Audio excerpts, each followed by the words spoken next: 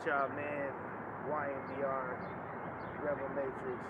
I'm here with Julissia from Redeem City Safe Place. She is very welcoming to the idea to talk about her organization, and I am very glad to have her in proximity to the idea. So my name is Julissia. I run an organization called Redeem City Safe Place, which is a community outreach out here in Indianapolis. I do this twice a month, every other Saturday. I come down here and I feed the less fortunate. But the cool thing about my organization that makes me different from a lot of other outreaches is that I provide resources to my people here in the community, whether it be with addiction, mental health, domestic violence, veterans, whatever the case may be. I provide services and collaborate with other organizations that can provide those services for them. Okay. Yeah, so one of the questions I was going to ask about that is, where do you see the process of that, the organization going moving forward as far as growth is concerned? I'm looking at the growth in numbers. So I started last year in August, and from August till now, I've been able to get about 12 people off the streets of Indianapolis, just with community partners and networking and collaborating. The thing is, a lot of people don't know that there's a plethora of resources that could be provided for them to help them in whatever situation they may need. One of the things I wanted to ask in that as well is, I know you just said as well that, like, as far as the turning points of just how your organization is, have you ran into any turning points or just different things that have kind of escalated as far as that goes? I haven't ran into anything that has escalated. I mean, there has been bills that have been passed saying that, it's against the law to be homeless. I'm the type of person, I'm about solutions rather than problems. True. So I try to provide more solutions than problems, even when the state or the city or the county goes against us. Yeah. I'm thinking outside of the box. Well, this can't be the only alternative to the situation. Yeah. So I do my own homework and networking, and I provide the resources that are needed so we don't have to be in jail for being homeless. Yeah, for sure. For sure. It makes a good point on that.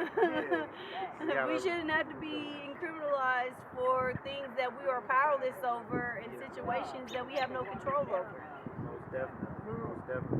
One of the things I also wanted to ask, because I remember telling her as well, that this was a question I was just going to ask in general, as one that's not a joking question, but it's to reverse just the idea of what it is.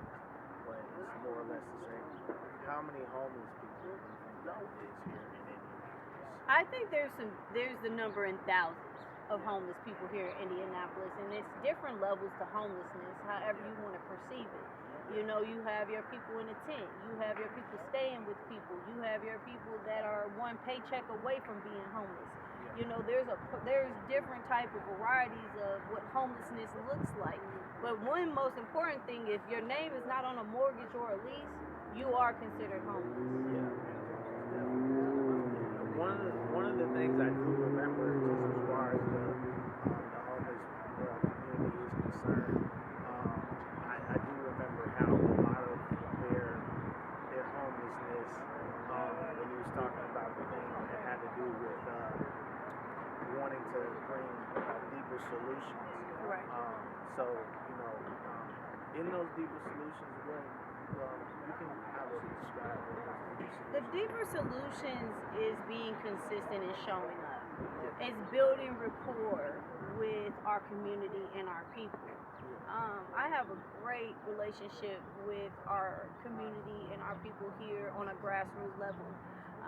And the reason why is because I show up. I'm not judgmental. My organization is not based off of religious basis.